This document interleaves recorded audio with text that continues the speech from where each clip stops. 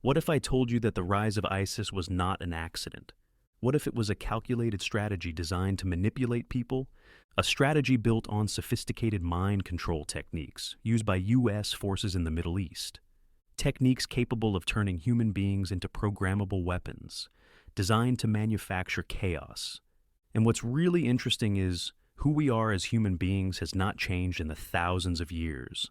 The way they controlled the Pharaoh in Egypt 5,000 years ago is fundamentally the same way they control us today. But before we examine how Iraqi prisoners were transformed into the most notorious paramilitary force in the world, we must go back to the moment these mind control techniques were first discovered. When the first mass societies emerged, a huge question arose. How do you control millions of people at once? Every civilization had its own solution, shaped by survival, culture, and geography. China used bureaucracy, keeping people focused on exams, hierarchy, and obedience. The Indus Valley relied on religion, promoting harmony, equality, and shared spiritual values. Mesopotamia depended on constant war, uniting society through fear and external threats. But Egypt went further. To control the entire society, they placed absolute importance on one figure, the pharaoh. He wasn't just a ruler, he was the foundation of the system. Control the pharaoh, and you control the empire. So, what does it actually take to be a leader, powerful enough to survive history? In school, you're taught to value wisdom, empathy, responsibility, and moral integrity. Sounds noble, right? But history tells a different story. Leaders who truly endure power share only 3 traits, and they are terrifying. The first, unpredictability. No one knows what they will do. They are impossible to predict. The second, extreme stress tolerance. They thrive under pressure, hatred, chaos, and constant criticism without breaking. The third, a complete lack of empathy. Other people's suffering doesn't touch them. Their focus is only on themselves. Together, these traits form one psychological phenomenon: dissociation. Dissociation happens when your mind separates from your body and your emotions. You observe yourself from the outside, like a character in a movie. This creates emotional numbness, extreme resilience, and total unpredictability. Another name for it is multiple personalities. A person becomes different people depending on the situation. This is why powerful leaders are impossible to fully understand or control. From pharaohs to modern leaders, the most successful people have mastered dissociation. It's not what school teaches, but it's the secret behind survival and absolute power. Let me use game theory to explain why this system works so effectively. In any game involving millions of players, the key to winning is not cooperation, but manipulation. Secret societies demand absolute loyalty. They require obedience. So, how do you belong to many alliances at once without ever revealing who you truly are? The solution is dissociation. If you become a different person in different contexts, no group can ever fully understand you. The ability to detach from identity, emotion, and empathy. In practical terms, the person with the most fragmented identity is the one who wins the game. In ancient Egypt, this posed a unique challenge. The pharaoh was not elected or chosen. He was born into power. So the question became, can a single human being be intentionally fragmented into multiple identities?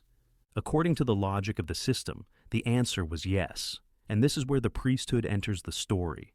The priests were the true architects of power in Egypt. Their role was not simply religious, it was psychological. They were responsible for shaping the pharaoh into a being capable of ruling an empire without hesitation, fear, or empathy. To do this, they turned mythology into a tool. Egyptian mythology is fundamentally different from other mythological systems. It is not structured as a moral story meant to be believed. It functions as a script meant to be enacted. At the foundation of this mythology are 3 core figures: Ra, Osiris, and Horus. Ra represents the heroic identity.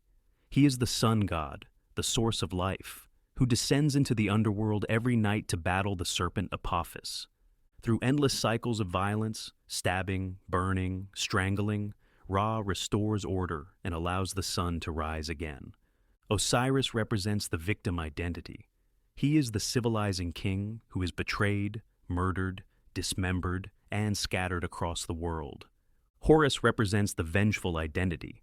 Born from trauma, he grows into a warrior who reclaims the throne through violence, endurance, and domination. Together, these figures form the psychological foundation of Egyptian power. In Egyptian belief, the pharaoh was not merely inspired by these gods, he was their literal reincarnation. The priests understood a fundamental truth. If you control experience, you control memory. And if you control memory, you control identity. Through ritualized trauma, altered states of consciousness, and symbolic reenactment, the pharaoh was made to experience these myths as if they were his own memories. This is where ritual becomes essential. Rituals were not performances for the public. They were psychological programming sessions. Under the influence of drugs, sensory manipulation, and extreme stress, the pharaoh was guided through enacted versions of these mythological roles. At one moment, he was Ra, the righteous hero committing sanctioned violence. At another, he was Osiris, the passive victim subjected to confinement, dismemberment, and humiliation. And finally, he became Horus, the avenger who reclaimed power through force. This repeated cycle of trauma produced dissociation. Dissociation fractured identity, and fractured identity made the pharaoh controllable. Throughout this process, the priests ensured one constant presence, Isis. A priest, masked as Isis, acted as the source of comfort, reassurance, and emotional safety. This created dependency. Isis became the internal authority, the voice the pharaoh trusted above all others. Through sensory triggers, particularly smell, different identities could later be activated on command. Incense, oils, and perfumes became psychological switches. In the throne room, a scent could determine whether the pharaoh responded as a hero, a victim, or an avenger. This system did not end with one ruler. Ritual was the mechanism of inheritance. By reenacting these experiences across generations, the priesthood ensured continuity. Each new pharaoh did not merely learn the mythology, he lived it. And in living it, he became it. In this way, Egyptian power was not passed down through blood alone, but through memory, trauma, and ritualized identity. Every human mind contains multiple identities. At school, we are students. At home, children. At work, employees. Each context activates a different self. These identities are not imaginary. They are real responses to circumstance, showing the psyche is flexible, fragmentable, and programmable. The Egyptian pharaoh was unique not because he had multiple identities, but because they were deliberately intensified and controlled. He was born into his position, but needed shaping to fulfill the role. This was the work of the priesthood. Priestesses acted as psychological architects, crafting the pharaoh's inner world. Real power rested more with them than the ruler himself. Egyptian mythology underpinned this process. Unlike other myths, it functioned as a ritual script, not moral storytelling. 3 central gods formed the framework: Ra, Osiris, and Horus. Each represented a distinct psychological identity. Ra was the righteous hero, the solar force confronting chaos every day. Osiris was the passive victim, enduring death and betrayal. Horus was the wounded child seeking vengeance, restoring order, and claiming rightful authority. Together, they represented creation, destruction, and restoration.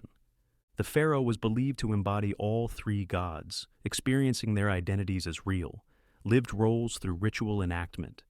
Extreme ritual experiences likely intensified conditioning, symbolic death, isolation, sensory overload, sexual rites, and psychoactive substances may have been used. Intense emotional experiences blurred boundaries between conscious identity and subconscious, producing dissociation and enabling multiple coexisting identities. Priestesses played a stabilizing role. During overwhelming experiences, a comforting figure created dependency, trust, and internalized authority. Often associated with Isis, the priestess became the voice the pharaoh relied upon during vulnerability, illness, or altered states. Different identities were activated situationally. Sensory cues, costumes, scents, and ritual language triggered specific behaviors or emotional states. One identity emerged for decisive rule, another for endurance. and another for vengeance or authority. Mythology acted as a psychological operating system. This system extended across royal families. Pharaohs could die unexpectedly, so conditioning ensured replacements were ready to take power seamlessly. Ritual allowed this conditioning to persist across generations. Experience, not logic, transformed memory into identity, and identity into destiny. Whether historically precise or not, these interpretations reveal a truth about power. It is strongest when internalized and sacred. Myths endure not through belief, but through living them. Egyptian mythology was a technology of consciousness, shaping rulers and their civilizations. The pharaohs were never the true holders of power. They were symbols, not rulers. Real control rested with priests, administrators, and elites. One individual cannot govern an entire empire. Power flows through systems, not personalities, and the pharaoh was only the center of the system. This brings us back to dissociation. It seems to grant resilience and power, but it comes at a severe personal cost. A dissociated individual does not feel real joy or connection. Emotional numbness dominates, leaving misery as their only constant companion. Over time, relief comes only by externalizing suffering, making others experience pain they themselves cannot process. This is a dark dynamic of dissociation. Clinically, dissociation includes identity confusion, fragmented memory, intrusive thoughts, internal voices, emotional blunting, and flashbacks. It is psychological damage, not empowerment. Now, fast forward to the modern era. The so-called War on Terror after September 11th changed U.S. strategy completely. The goal was not just eliminating terrorist networks, but reshaping human behavior through psychological control and extreme methods. Suspects were detained in Abu Ghraib, Guantanamo Bay, and other facilities. Leaks in court cases revealed systematic abuse and torture. Prisoners endured humiliation, sensory deprivation, sexual coercion, confinement, simulated drowning, and extreme psychological stress as part of this program. Initially, authorities blamed rogue soldiers. Investigations later revealed psychologists designed these techniques, with tens of millions of dollars spent by intelligence agencies. The psychological theory was learned helplessness, aiming to break resistance and create passive, controllable subjects from ideologically driven militants. But the results were not as intended. Trauma did not erase extremism. Instead, it sometimes intensified it. Many detainees later became leaders, recruiters, and fighters within ISIS. Prisons became incubators, not deterrents. Extreme trauma fractures identity. Abuse can detach empathy, reorganize selfhood around rage, and create militant identities instead of compliance. Humiliation, sexual violation, simulated death, and powerlessness radicalize, rather than pacify, individuals exposed to such intense experiences. Some note the symbolic irony in the name Isis, echoing the Egyptian goddess who restored Osiris. Trauma followed by militant rebirth mirrors ancient rituals.